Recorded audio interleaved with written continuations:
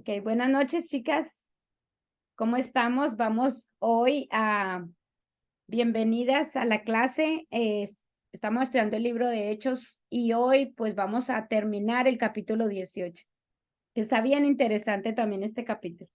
Entonces vamos a empezar con oración. Vamos a empezar con Tehilim 119 del 33 al 40 o Salmo 119. Enséñame, oh Yahweh, el camino de tus estatutos y los retendré hasta el fin. Dame entendimiento y guardaré tu Torá, la cumpliré de todo corazón. Hazme andar en la senda de tus mandamientos, porque en esto me deleito. Inclina mi corazón a tus testimonios y no a la codicia. Aparta mis ojos para que no vea la falsedad y vivifícame en tus caminos. Confirma tu palabra a tu sierva temerosa de ti. Aleja de mí la afrenta, porque tus juicios son buenos. Me he deleitado en tus mandamientos. Vivifícame en tu sedec. Isaías 60 del 1 al 2. Levántate, resplandece, porque ha llegado tu hora, y el cabot de Yahweh se ha levantado sobre ti. Pues he aquí que las tinieblas cubrirán Arets y densa oscuridad los pueblos. Pero sobre ti se levantará Yahweh, y será visto su cabot sobre ti. Ok. Padre soberano del universo, soberano maestro, te invocamos esta noche para que vengas a nuestra reunión y nos enseñes de tu palabra. Toma el control de nuestra mente, de nuestro cansancio, de nuestros sueños, de nuestras dudas, de nuestras necesidades, Padre, y te pedimos que esta noche te manifiestes en tu misericordia y tu amor. Danos la clase que nosotras y cualquier persona que la escuche necesita escuchar de ti. Queremos, Padre, y necesitamos aprender de ti. Te pedimos, Padre, que nos permitas ser testigos, que nosotros te escuchemos y veamos tus grandes obras, así para poderle comunicar a otros y que podamos decir que de lo que hemos visto y oído, de esto testificamos. Te alabamos, Padre eterno, tú eres digno de todo honor y gloria. Levántate, Hashem, y que sean esparcidos tus enemigos. Guía nuestros pasos y llénanos de tu gloria. Amén, amén. Voy a leer la oración de agradecimiento al Padre que se las mandé. Así que si la quieren leer conmigo, Rey de Reyes, Dios Todopoderoso, Rey del universo, Amo del universo, gracias. Gracias por las tantas miles y cientos de miles de veces que me has ayudado, que me has apoyado, que me has salvado, que me has alegrado, que me has curado, que me has cuidado, que me has animado. Gracias por estar siempre conmigo. Gracias por otorgarme la fuerza para cumplir los preceptos, para hacer buenas acciones, fuerza para rezar. Gracias por todas las veces que tú me has ayudado y yo no supe dar las gracias. Gracias por todas las bondades que me haces en cada momento. Gracias por cada aliento que me dejas respirar. Y gracias, Rey de Reyes, también por todas las cosas que me faltan. Gracias por las veces que me es difícil. Gracias por las veces que estoy triste.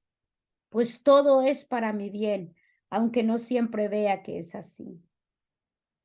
Dentro de mi corazón, yo sé que todo lo que me mandas es lo mejor para mí y fue creado especialmente para mí por medio de la exacta supervisión divina, como solo el Rey de Reyes puede hacer.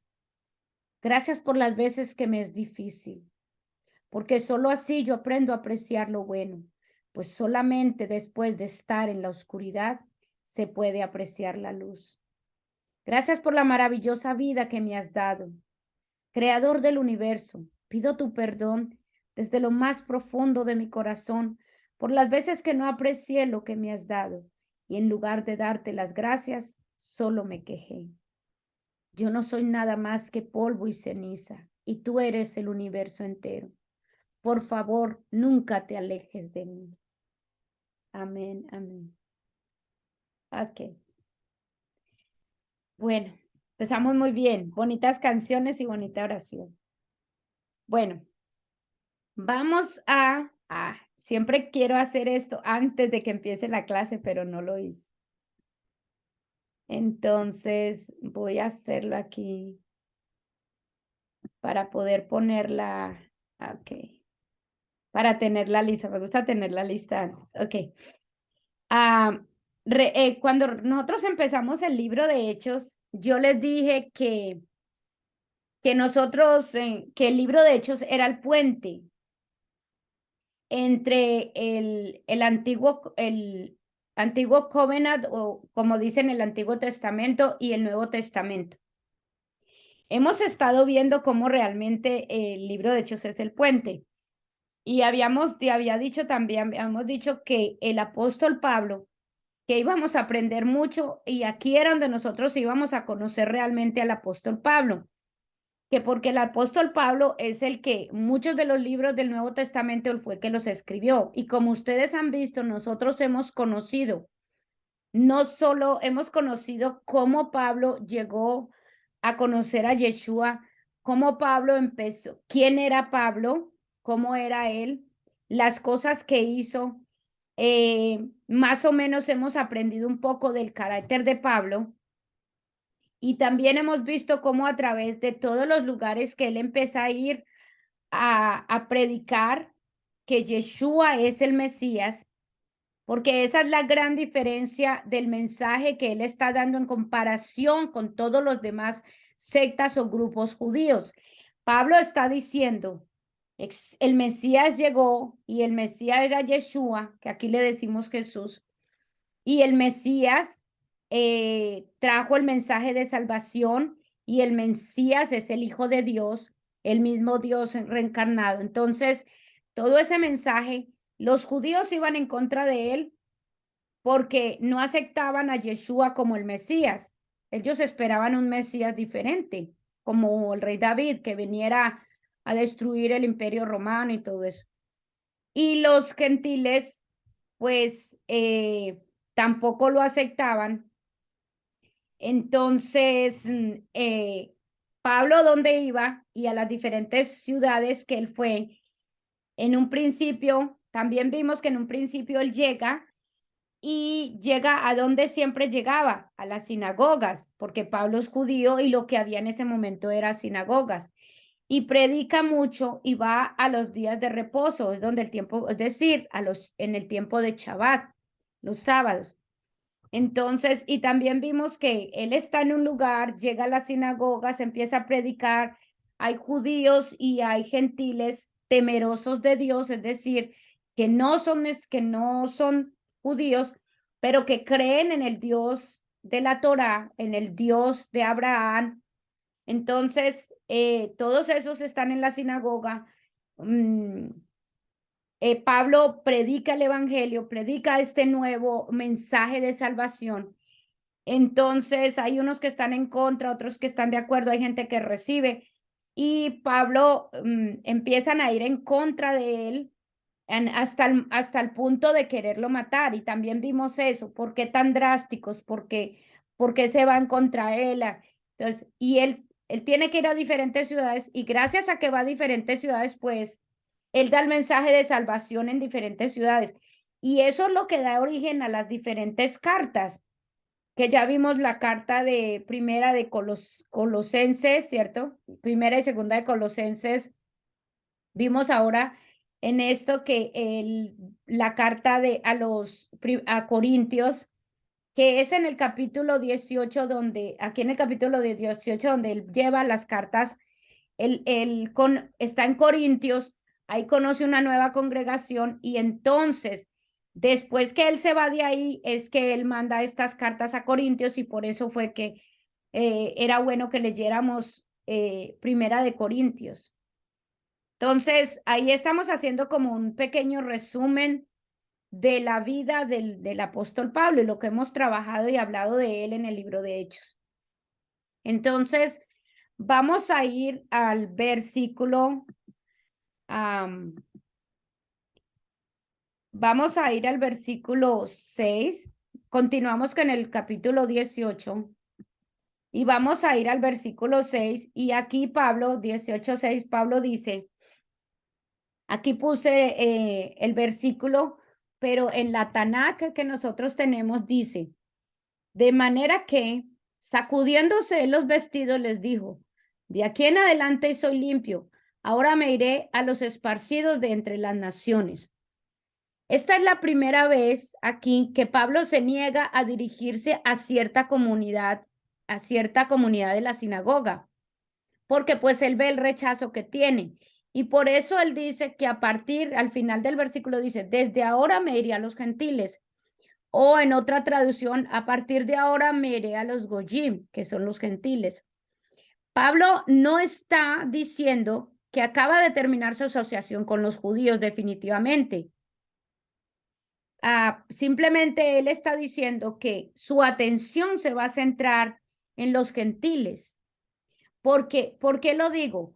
Porque este versículo se ha usado para decir que aquí es donde Pablo ya deja a los judíos y se sigue a los gentiles. No, lo digo porque de aquí en adelante nosotros vamos a ver que él sigue yendo a las sinagogas. Solo que él sintió ese rechazo y él mejor dijo, pues aquí no vuelvo. Pero si vemos en el versículo 9 y 10, si leemos el 9 y 10, vemos que en una visión el Eterno le dice, no tengas temor, sino habla y no calles. Porque él estaba como reacio a seguir hablando ahí, pero el Eterno le dice, no.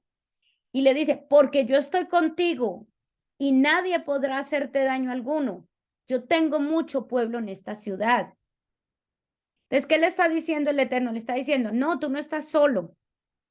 Y, y entonces esto anima, porque pues el apóstol Pablo está dedicado a eso, a llevar este mensaje de salvación, este evangelio.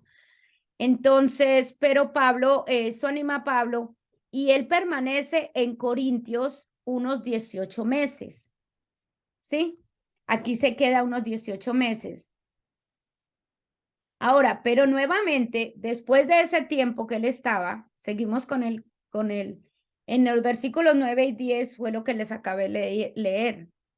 El Eterno le dice que hay gente ahí, es decir, hay gente aquí que yo tengo, que va a escuchar tu palabra, que el corazón está dispuesto, ¿cierto?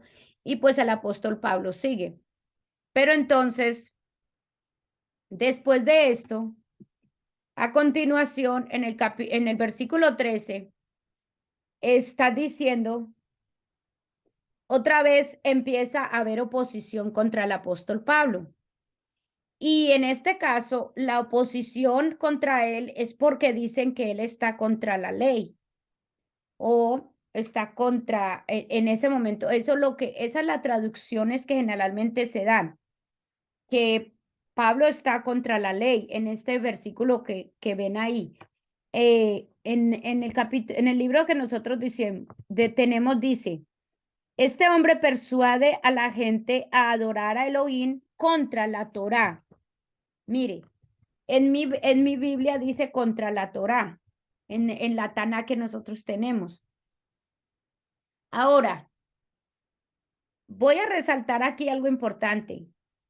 La ley o la Torá, yo les había dicho hace un tiempo y por eso lo traigo a colación ahora porque aquí es importante.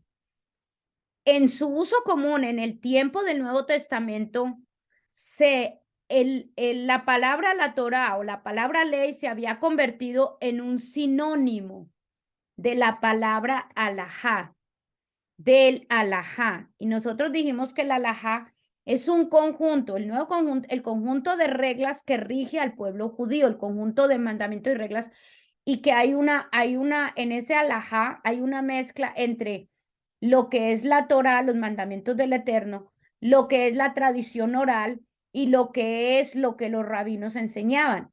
Entonces, en el Nuevo Testamento, les dije que esto pasaba, que en la palabra se usaba como sinónimo. Ahorita esto no me deja. Cuando dice contra la ley o contra la Torá, más bien significa alajá, la ley judía. Ahora,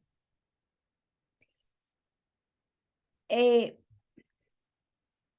Torá o ley en su uso común en el Nuevo Testamento se había convertido en un sinónimo de alajá. Ahora, ¿Es este conocimiento importante para los estudiantes de la Biblia? Es decir, para nosotros, que nosotros decimos, bueno, a nosotros que nos importa eso, cómo lo usaba, bueno, póngame cuidado. Entonces, la pregunta ¿es este conocimiento importante para nosotras que estamos estudiando? No, no es importante, es fundamental. ¿Por qué? Porque Pablo utilizaba el término la ley una y otra vez en sus cartas y en sus epístolas. Y la gran mayoría de las veces que Pablo la usaba la palabra ley, significaba alajá. La gran mayoría de las veces.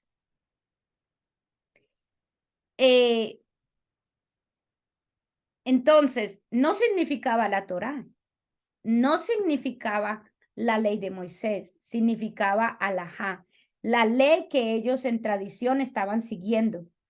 Ahora, yo les voy a dar un ejemplo a ustedes, algo como para que nosotros tengamos una idea clara de lo que está pasando aquí.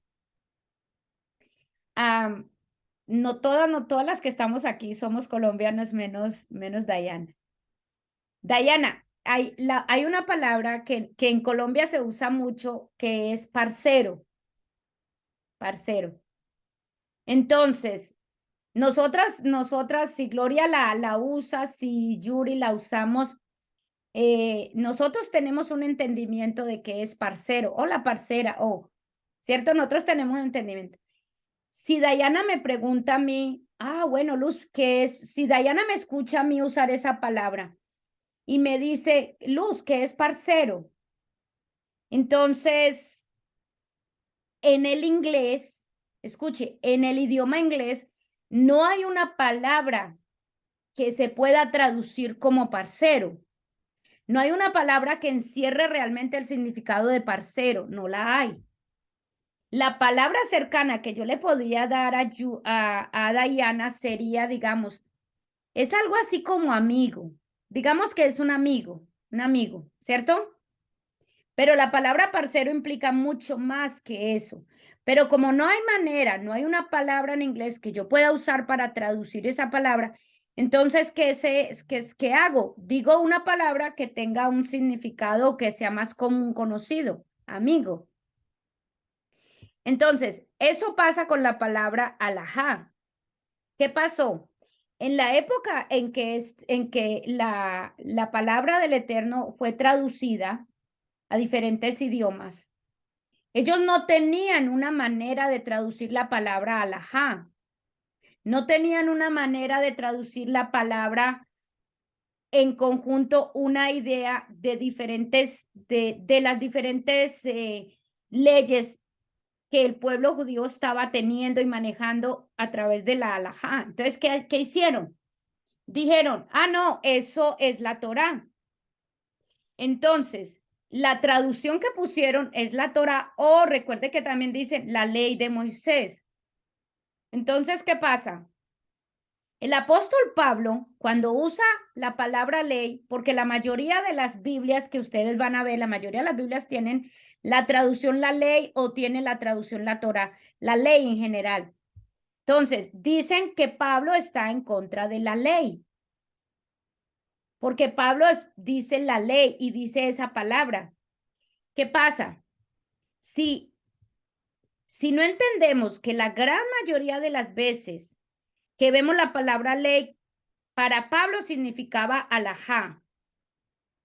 ¿Por qué? Porque no había una palabra en griego paralela a esta palabra. Y muchas veces se encuentra... Entonces, ¿qué ha pasado? ¿Por qué hago énfasis en esto?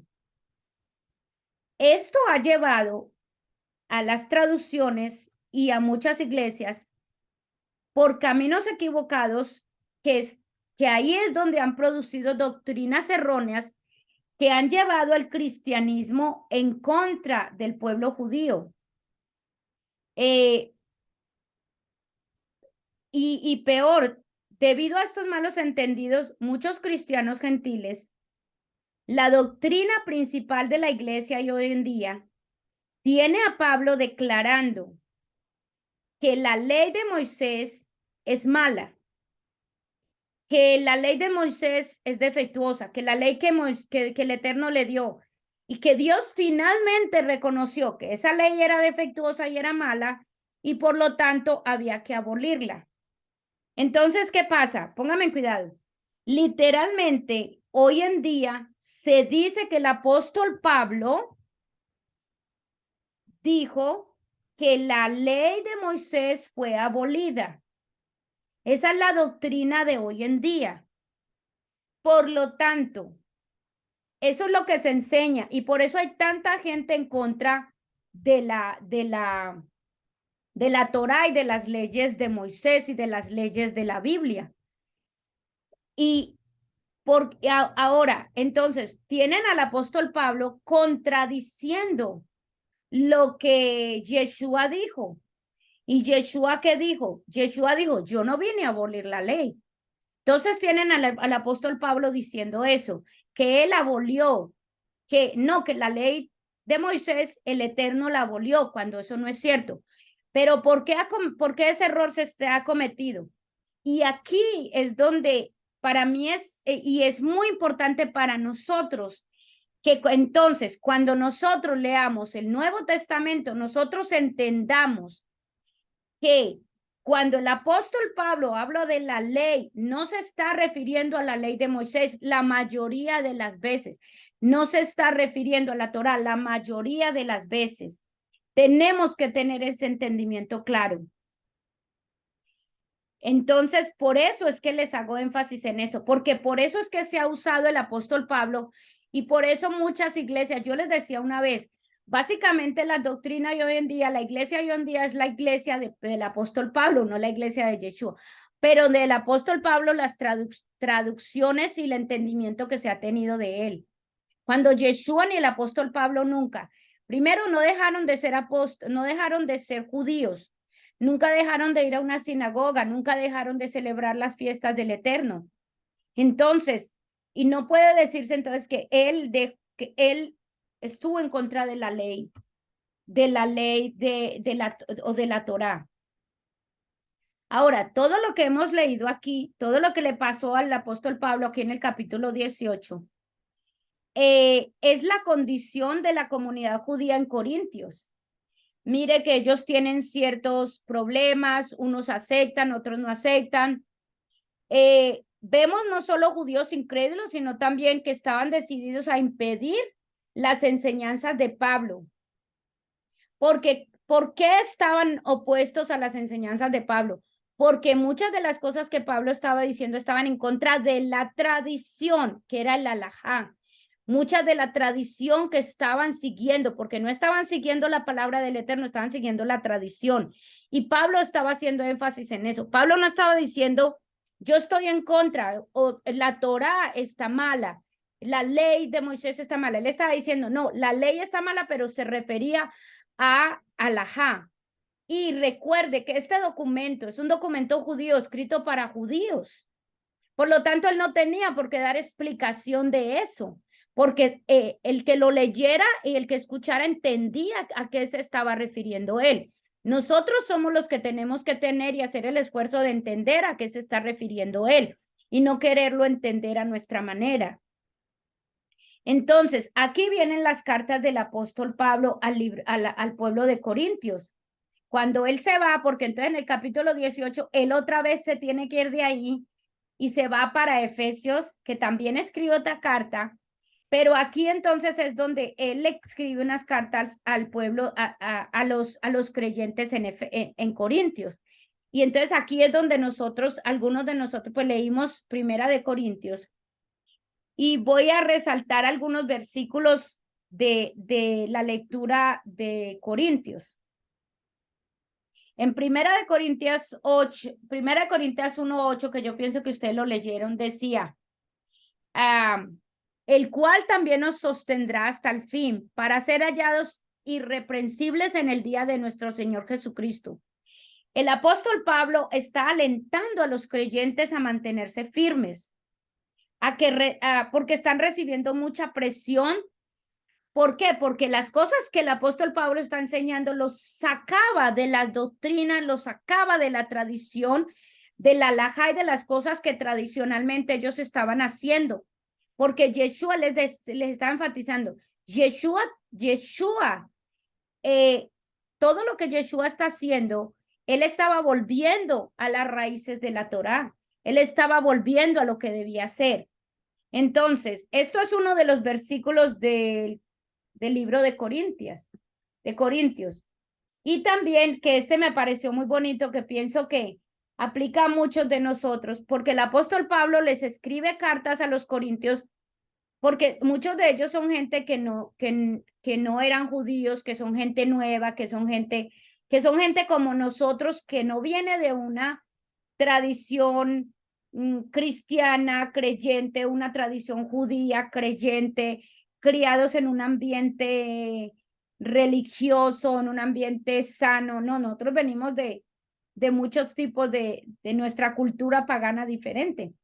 Entonces aquí le dice en el Primera de Corintios del 1 al 20, de 1, 27, 29 dice, sino que lo necio del mundo escogió Dios para avergonzar a los sabios, y lo débil del mundo escogió Dios para avergonzar a lo fuerte, y lo vil del mundo y lo menospreciado escogió Dios, y lo que no es para deshacer lo que es, a fin de que nadie se jacte en su presencia.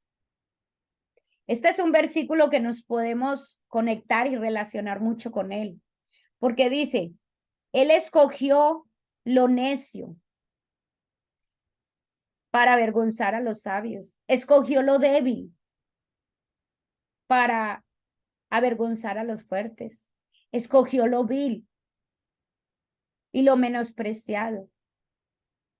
Por eso muchas veces el Eterno escoge y en la palabra dice, él dice, yo vine, yo como los médicos, yo no vine por la gente sana, yo vine por los enfermos, por los débiles, por los agotados, por los acabados, por la pierna quebrada, o sea, yo vine por todo ese tipo de personas, yo no vine por los perfectos, y con esos yo me voy a glorificar.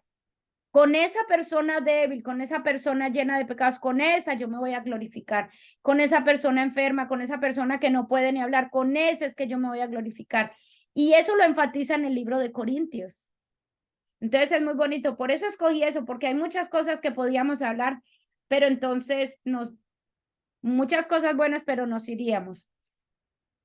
Ahora, yo pensé, bueno, vamos a mirar qué aplicaciones prácticas tienes para nosotros lo que le pasa al pueblo de Corintios y cómo el apóstol Pablo trata de alentarlos. Son nuevos creyentes, piensen en eso, son nuevos creyentes y el apóstol Pablo quiere alentarlos.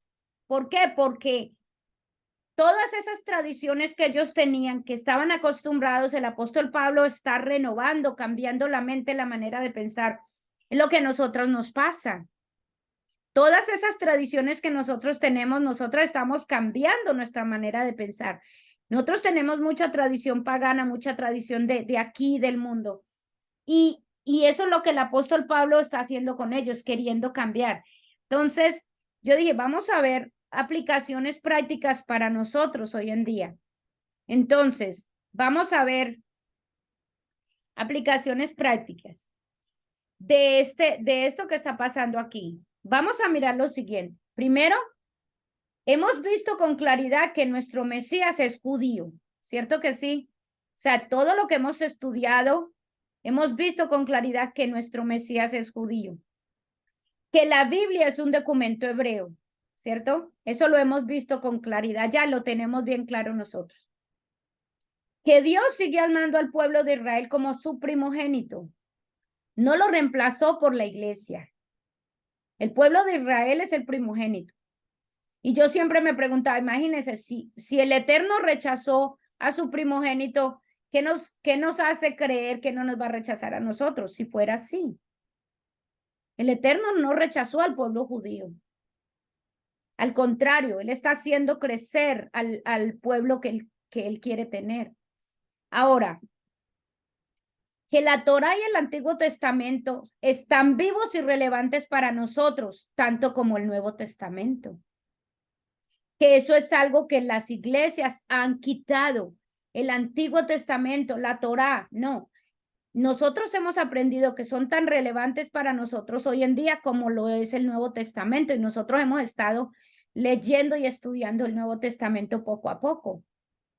Pero nosotros empezamos desde el principio, desde la raíz, desde la Torá. Ahora, entonces,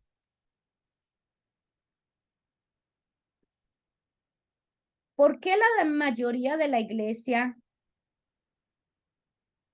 no lo ha entendido?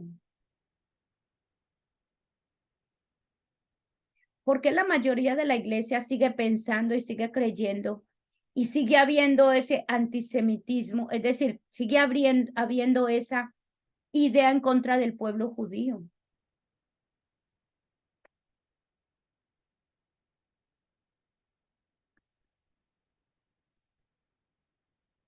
La humanidad está acostumbrada a medir la verdad y el derecho de acuerdo con el consenso.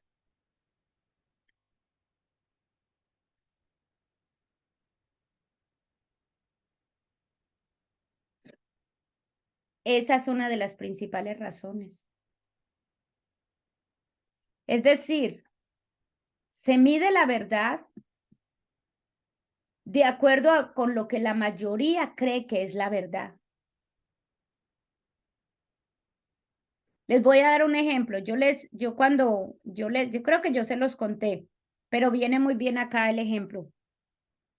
Cuando yo fui a Israel, nosotros teníamos un guía turista, un guía de allá, y él nos decía que cuando él empezó a ser guía turista, pues él recibía a grupo de gentes católicas. Y entonces él los llevaba a donde Yeshua hizo el mikveh. Y él les decía, bueno, aquí Yeshua hizo el mikveh, aquí lo hacía. Y ellos decían, no, el cura le decía, no, no, el bautismo. Y él le decía, no, Yeshua no se bautizó porque Yeshua no era romano, el bautismo es de los romanos. Yeshua era judío y Yeshua se hizo un mikveh. Y el cura le decía, no, es el bautismo, Yeshua se bautizó. Entonces, como le pasó eso varias veces, él dijo, bueno, pues yo qué voy a hacer. Cuando iba allá y ellos decían que era el bautismo, yo decía, bueno, entonces sí, aquí es el bautismo. No aceptaban la realidad, no aceptaban la verdad. ¿Por qué no aceptaban la verdad? Porque aprendieron toda su vida que Yeshua se bautizó, y todas las traducciones bíblicas tienen eso, que Yeshua se bautizó, que Jesús hizo un bautismo. Entonces, ¿qué pasa? No pueden, les cuesta aceptar la verdad. ¿Por qué? Porque es un consenso. Toda la Iglesia Católica dijo una vez que Jesús se bautizó y así quedó y así siguió y así será para ellos, porque no quieren aceptar la verdad. Yo les contaba también que en vista de eso, escuche, en vista de eso, en Israel les quieren sacar ventaja a la situación, a la creencia de los católicos, a la creencia del que quiere creer. Y allá en Israel hay varios lugares que son el Santo Sepulcro. Es decir, hay varios lugares donde dicen, aquí está enterrado Yeshua, aquí está enterrado Jesús. ¿Por qué? Porque el consenso de la gente está tan cerrado, quieren creer eso y entonces, ¿qué hacen? Ah, bueno, pues démosle lo que ellos quieren creer. Les están dando cosas que no son verdad porque ellos decidieron que esa es la verdad. Entonces cambiaron el concepto de lo que es verdadero y no hay manera de cambiarlos. Por eso les decía, ¿por qué la mayoría de la iglesia no lo ve? Dígame. O sea, pues yo tenía entendido de que, o sea, a Yeshua, pues lo enterraron en el Santo Sepulcro. Ajá. Y pues creía que está ese sitio, pues allá. Y hay varios. Pero entonces no es así. O sea, O sea, no, no, cuando él lo crucificaron, no lo enterraron después? Sí encontraron, sí pusieron un lugar para enterrarlo, pero, póngame aquí, sí pusieron un lugar para enterrarlo, pero en vista de que la gente vaya a buscar un lugar donde lo enterraron, les dan cualquier lugar para que la gente lo vea. O sea, no le dan el lugar Ah, correcto. ¿Me entiendes? No le dan el lugar correcto ¿y por qué? O sea, porque se volvió un lugar turístico. Entonces, muchas veces la gente va a Israel a ver cosas que no son verdad. Hay muchas cosas en Israel que están construidas para los turistas, que no son verdad.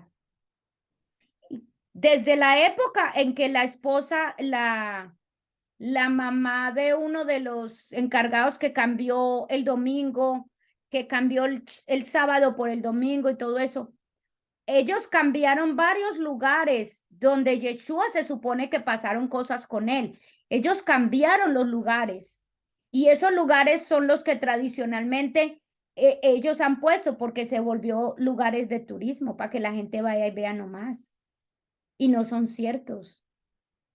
Entonces, muchos de esos paquetes que venden de turismo para ir a yo no sé qué, ya no sé qué, muchos de esos lugares no son los reales. Y eso es algo que la gente debería, pero la gente, como decimos, por el consenso, por lo que la gente quiere ver y creer, no presta un poco más de atención y está perdiendo su dinero en ese sentido, yendo a cualquier lado y a ver a cualquier cosa que no es la real. ¿Ok? Ahora, esto nos hace pensar en muchas cosas que están pasando hoy en día. Por eso yo decía, vamos a ver la aplicación para nosotros hoy en día. Y el asunto es el asunto es la cuestión de la verdad. Y no solo en cuanto a la parte de la creencia, de nuestra creencia en la palabra del Eterno, en cuanto a qué es la verdad como tal. ¿Qué es la verdad? Hablemos un poquito de eso. Yo quiero que pensemos un poco en eso. ¿Qué es la verdad?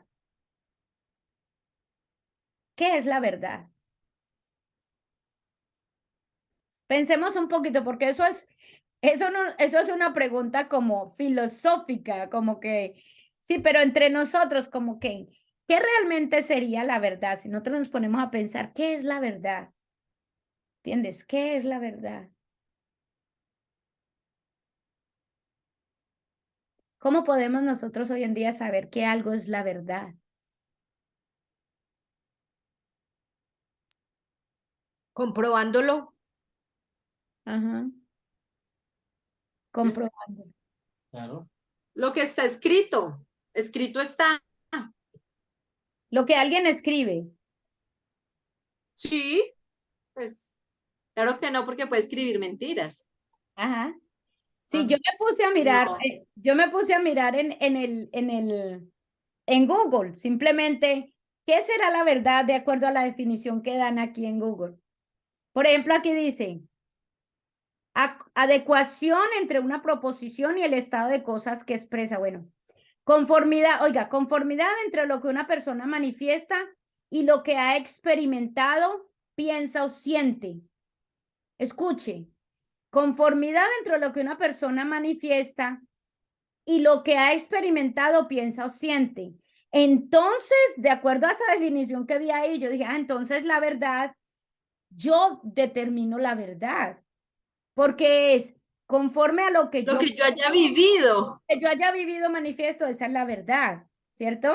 Esa es Claro. la definición que da aquí cuando tú miras en Google que es verdad, ¿Verdad? Lo que yo ¿cierto? haya vivido. A ver, ¿qué más dicen?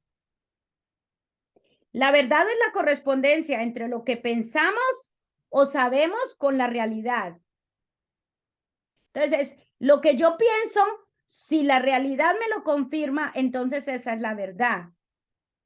Según eso, ¿cierto? Mire, entonces, ¿por qué? Porque es que ese es el meollo del asunto, o sea, como esa es la raíz de las cosas, ¿sí? Porque yendo al contexto en que estamos estudiando, El apóstol Pablo le está diciendo a ellos, ustedes están abriéndose a la verdad, pero va en contra de la tradición en la que ustedes han estado. Entonces, por eso hay una lucha, por eso hay un problema. En estos días, mi esposo, como ya está por terminar con sus estudiantes, él les decía, ustedes hoy en día, en las muchachas que están saliendo de high school, les decía, ustedes van a enfrentar situaciones que nosotros en la vida, cuando nosotros estábamos creciendo y estábamos yendo a college, nosotros no enfrentábamos, pero ustedes las van a enfrentar. Son situaciones diferentes. Entonces ellos les preguntan, ¿pero cómo qué? Entonces él les dijo, por ejemplo, y les mostró un artículo en el internet en que decía, las 5 mujeres, mostraba cinco de las mujeres más importantes, más destacadas en revistas, en periódicos, destacadas en lugares. Y esas 5 mujeres eran hombres.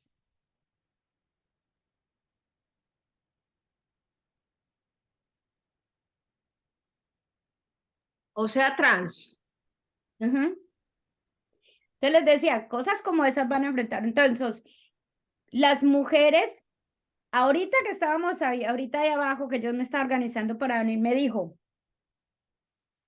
mira que leí en unas noticias, un señor, atraparon a alguien, lo metieron preso. Entonces el tipo dijo, no, pero sabe que yo me identifico como mujer. Entonces lo metieron en una cárcel de mujeres y allá andaba violando a las mujeres. Ay, Entonces pensemos en esto, ¿qué es la verdad?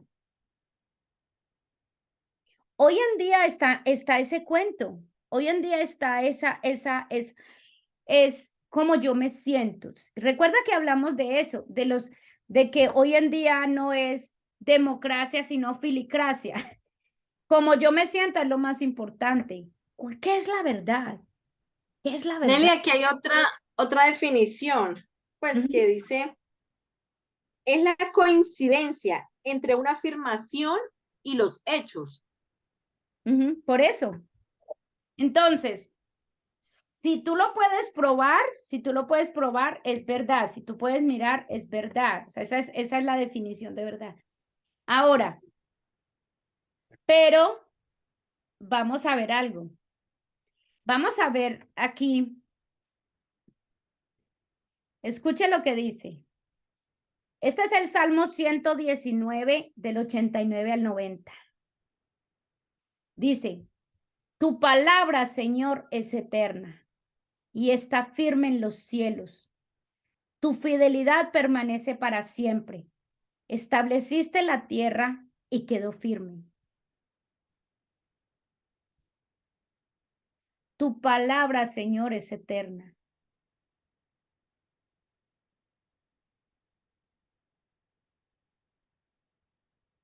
¿Quién estableció la verdad?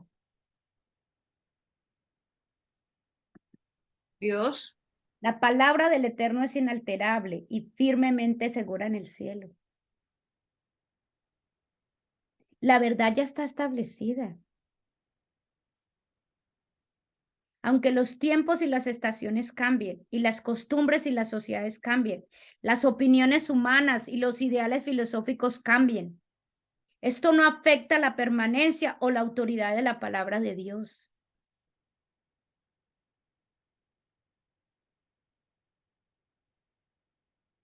La verdad está establecida por Él.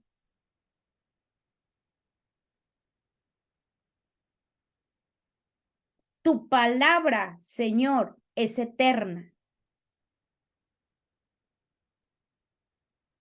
O sea, Él lo dijo y así es.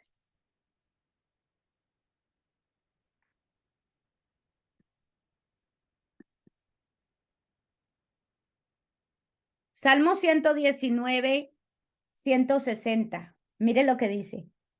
La suma de tus palabras es la verdad. Tus rectos juicios permanecen para siempre. La suma de tus palabras es la verdad.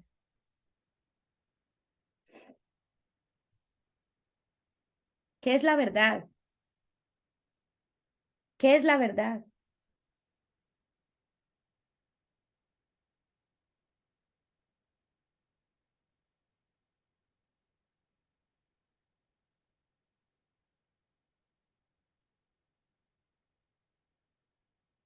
El Eterno estableció principios espirituales desde la creación del mundo. Esa es la verdad. Y eso no cambia, eso no es alterado.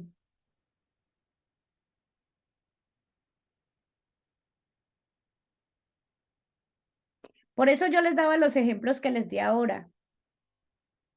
Porque es que no importa lo que nosotros pensemos. Él la estableció.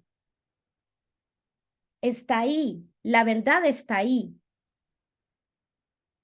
Por eso es tan importante buscar del Eterno, conocer a Dios, buscar conocerlo, porque es que la verdad está ahí.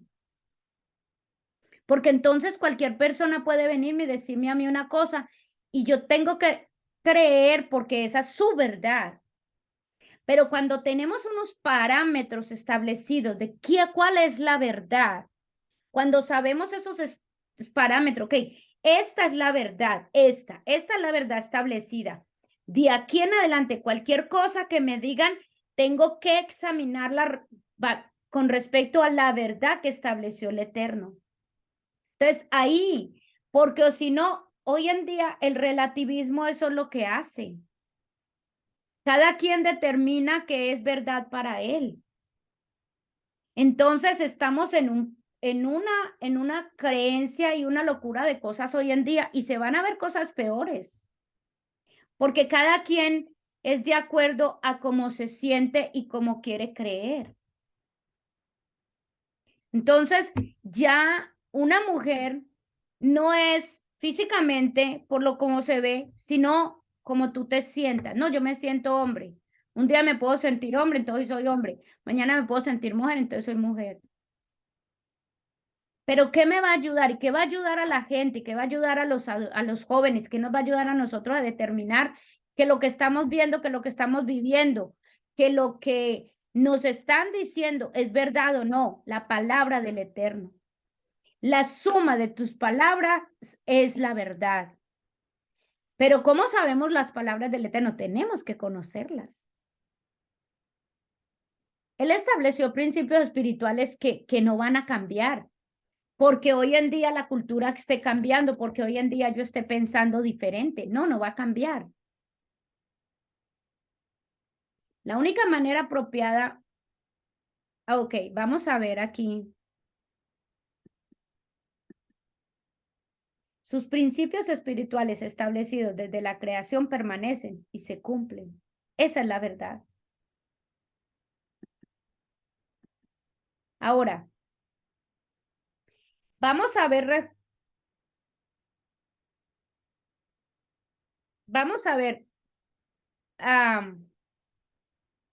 pero yo quito esa acá para que podamos. La única manera apropiada de no solo tener una relación con Dios, sino también tener un entendimiento correcto de la vida, o sea, saber entender la verdad, es tener la perspectiva de Dios. Escuche, necesitamos tener la perspectiva de Dios, no la perspectiva mía, no la perspectiva del vecino, no la perspectiva del presidente, no la perspectiva del pastor, no la perspectiva de Dios. Porque eso es lo que nos va ahí es donde nosotros podemos determinar la verdad. ¿Cómo podemos tener la perspectiva de Dios? Ahora, Dios le dio al pueblo de Israel la Torá. Y recuerde que la Torá son los primeros 5 libros de la Biblia. Génesis, Éxodos, Levíticos, Números y Deuteronomio. Dios le dio al pueblo de Israel la Torá para que pudiera adquirir, en cierto grado, una percepción divina del mundo. Al estudiar la Torá, el hombre comienza a ver el mundo desde la perspectiva de Dios.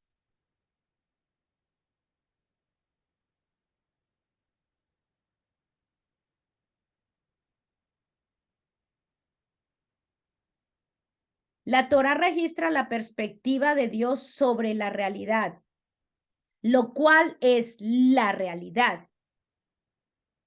¿Sí ven eso? O sea, el Eterno dice, esta es la realidad. O sea, él dice, la Torá nos muestra la perspectiva de Dios sobre la realidad. Y esa es la realidad, ninguna otra. No hay otra realidad más que la realidad del Eterno. Por eso es, la realidad de Él es la realidad, no mi realidad, no la realidad de cualquier otra persona, de cualquier otra creencia, de cualquier otra doctrina. No, es la de Él y nada más. Cuando alguien estudia la Torá, alinea su pensamiento con el pensamiento de Dios y su perspectiva con la perspectiva de Dios. Y aquí yo voy a hacer énfasis en algo. Por eso es que nosotros hemos estudiado la palabra y hemos estudiado la Torá, enfocándonos en las definiciones que el Eterno tiene de las cosas. Porque no es la definición que yo tenga de las cosas, no es la definición que alguien tenga de las cosas, es la definición que el Eterno le dio a cada una de las cosas. Esa es la perspectiva, esa es la manera como yo debo pensar. Él dice en la Torá que es el pecado, y esa es la perspectiva que yo tengo que tener del pecado.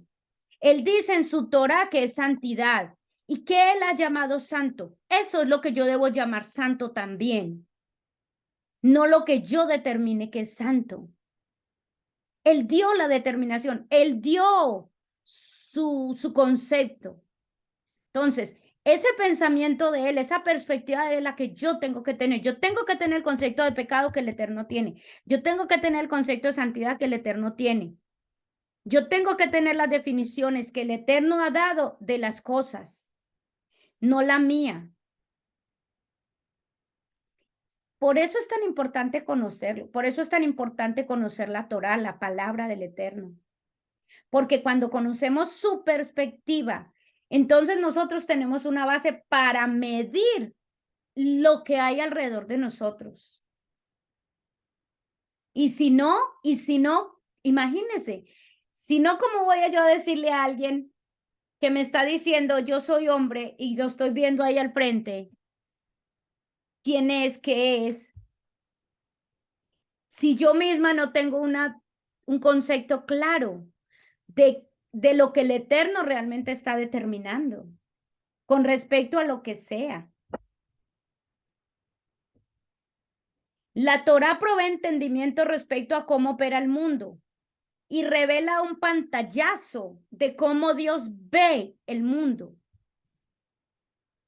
Él nos muestra, por eso es tan importante estudiarla, por eso es tan importante leerla, por eso es tan importante que la palabra del Eterno sea nuestro fundamento, nuestra base.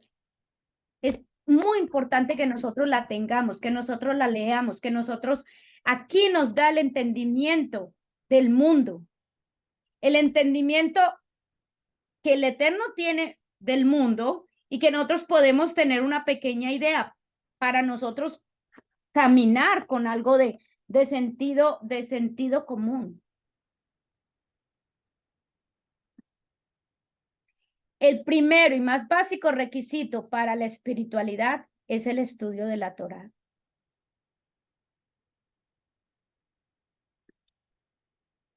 Estudiar la palabra del Eterno es lo que nos va a ayudar a nosotros a tener un entendimiento, que el Eterno es espíritu.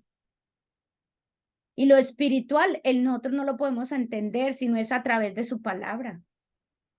Y eso es que lo que el apóstol Pablo les dice en el libro de Corintias al pueblo de Corintias, a los creyentes en Corintios. Él dice, lo espiritual solo se puede entender a través de lo espiritual. El hombre carnal no entiende las cosas del espíritu, porque son espirituales. Eso es lo que el apóstol Pablo les dice. Es decir, tú no vas a entender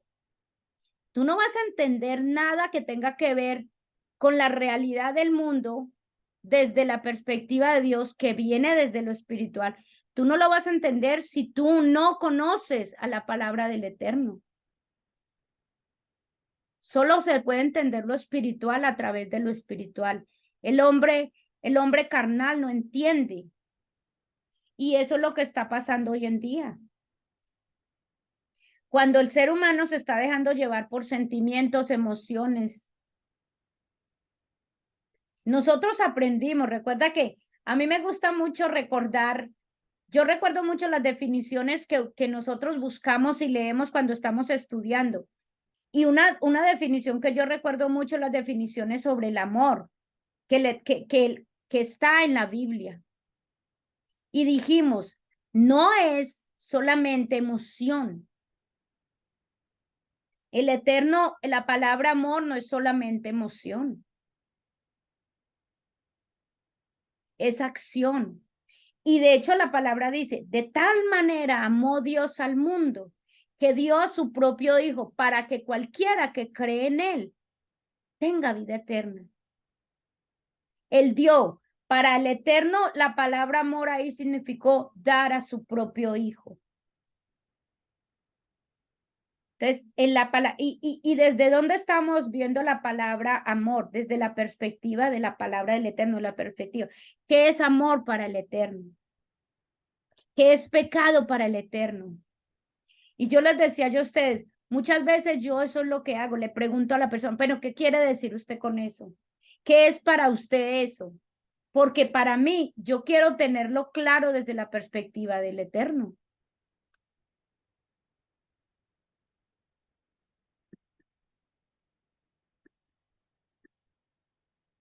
Ahora, voy a terminar con esto.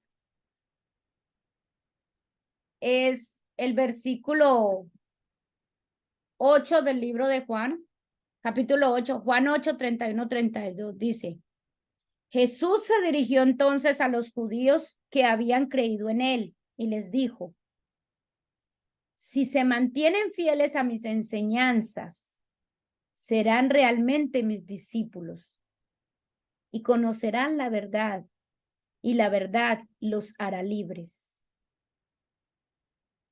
A mí me encanta. Si se mantienen fieles a mis enseñanzas. Escuche. Hay que ser fieles a su palabra, mantenernos fieles a sus enseñanzas. Y recordemos, él es judío. Él fue judío. Sus enseñanzas fueron sobre la Torá. Cuando uno se pone a estudiar en detenimiento las ideas que Yeshua tenía, Yeshua era un judío radical, un rabino, que la enseñanza de la Torá, él tenía unas creencias mucho más radicales sobre la palabra del Eterno. Su interpretación era más radical que la de muchos de esa época.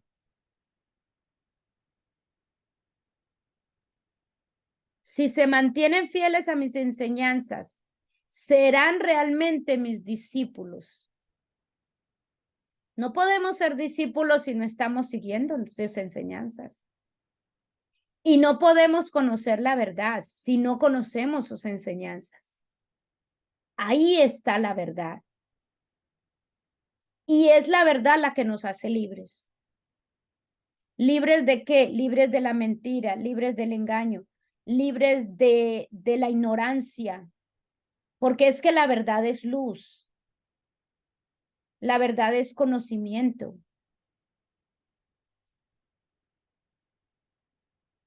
Y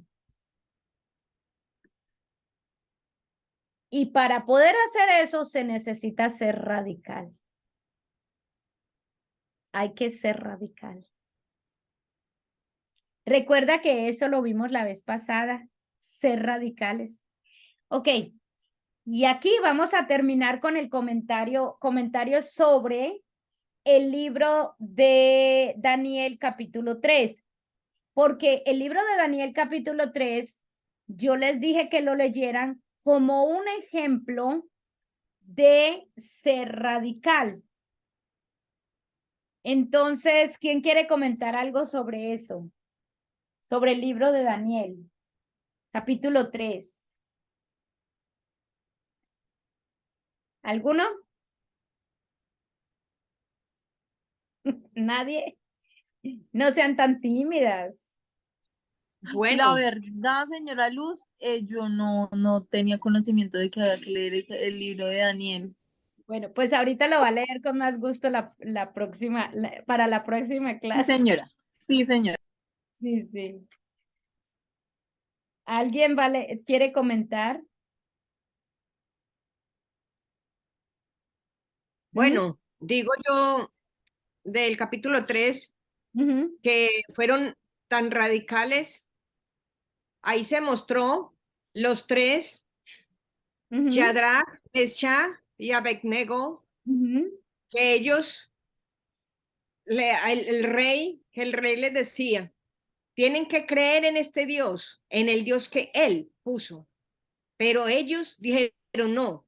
Todos tenían que estar con él, y danzar y, no, celebrar, Postrarse pero el día, mostrarse ante. postrarse cuando sonara algo ante la estatua que él había establecido. Ajá. Y ellos tres no estuvieron de acuerdo. Dijeron, o sea, ¿por qué? Porque no estaban con ellos, no le tenían fe, tenían a Dios, al Eterno. Entonces los iban a castigar y él los mandó a llamar, que por qué no lo hacían. Ujú, Entonces los iban a quemar en el fuego. Y tanto fue, o sea, mira, hubo muchos testigos y ellos se fueron pusieron al fuego y ellos no se quemaron. A ellos no les pasó nada. ujú, ujú. Y se quemaron los soldados alrededor cuando estaban poniendo las llamas, se quemaron fueron ellos. Y los tres salieron del fuego y no les afectó. El rey quedó más sorprendido que cualquiera al ver esa actitud de ellos y les dijo, o sea, fueron tan radicales que como Son quien dice, radicales, pues aquí morimos, sí. pero no vamos a aceptar a ningún Dios que Ujú. nos impongan, porque nosotros ya creemos en uno y tenemos fe y somos, o sea, demostrando la radicalidad. No, aunque nos muramos, esto es lo que creemos en el Padre, en el Dios. Y hasta el rey dijo, oh, no se quemaron, o sea, ¿qué pasó aquí? Se dio cuenta que fue fue un testimonio y que ellos vieron que no pasó. Sobreentiende que cualquier ser humano se quema, ¿no? Y se muere. Y a ellos no les pasó nada. Ni un ápice de pelo se le quemaron.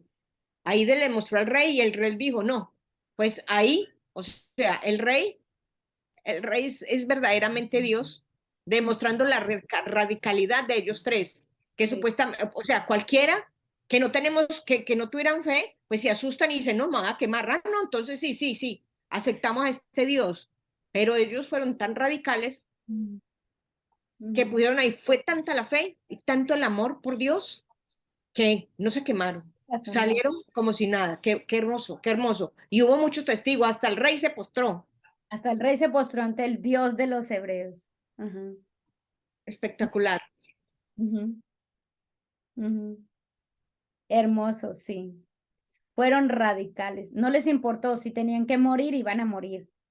De hecho, ellos dicen, porque le dicen el rey Nabucodonosor les dice, es verdad, Sadrach, Mesach y Abednego, que vosotros no honráis a mi Dios ni adoráis la estatua de oro que he levantado. Ahora pues, ¿estáis dispuestos para que al oír el son de la bocina, la flauta, el tamboril, el arpa, el salterio, de la zampoña y todo instrumento de música, os postraréis y adoraréis la estatua que he hecho? Porque si no la adoráis, en la misma hora seréis echado en medio del fuego del horno. Y ellos le contestan.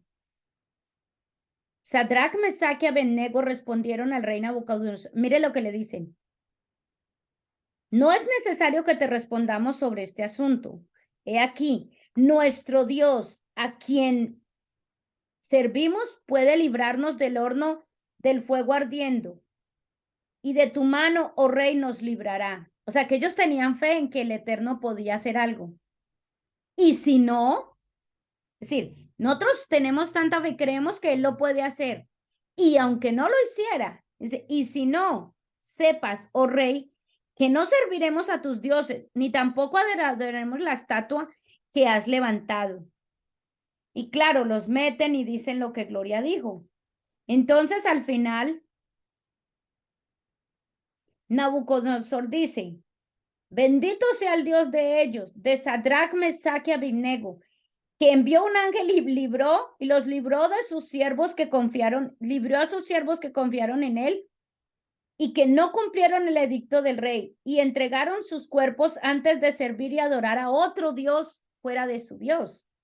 Por lo tanto, escuche, no solo fueron radicales, sino que lograron que el mismo rey respetara al Dios de los hebreos. Dice, por tanto, decreto que todo el pueblo, nación o lengua, que dijere blasfemia contra el Dios de Sadrach, Mesach y Abednego, sea descuartizado y su casa convertida en muladar, por cuanto no hay Dios que pueda librar como este. No solo lo glorificaron a Dios, porque el mismo rey lo reconoció. Eso es ser radical.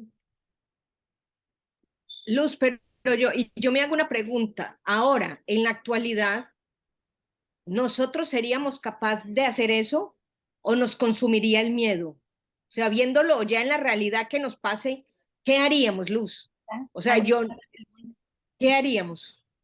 Yo digo que ¡Wow! en esas cosas son las que uno demuestra qué tan radical realmente es. Porque estamos dispuestos a veces a perder el trabajo o a perder, porque en ese caso era que los iban a meter al horno del fuego. Por hoy en día puede ser que te van a meter preso, que te van a quitar el trabajo. Ahora, por testificar de Dios, ¿entiendes? Entonces, ¿hasta qué punto realmente seremos radicales? Porque ser radical yo pienso que no es algo que tú dices, sí, yo soy radical. No, es algo que tú demuestras con tus acciones y en un momento dado se va a dar cuenta, las demás se van a dar cuenta, wow, esta persona es radical por esto y esto y esto. Entonces, ¿pero qué es lo que nos va a mantener firmes en la verdad? ¿Recuerdan? Esta es la que nos va a mantener firmes. Esa es la que nos va a mantener firmes. Sí, sí. Porque la verdad del Eterno tiene que meterse, dice, manténganse fieles a mis enseñanzas. Porque cuando uno realmente conoce la verdad, no hay quien lo saque a uno de ahí. Así que, shalom, shalom, hemos aprendido qué es la verdad. Y eso me gusta. Está bueno.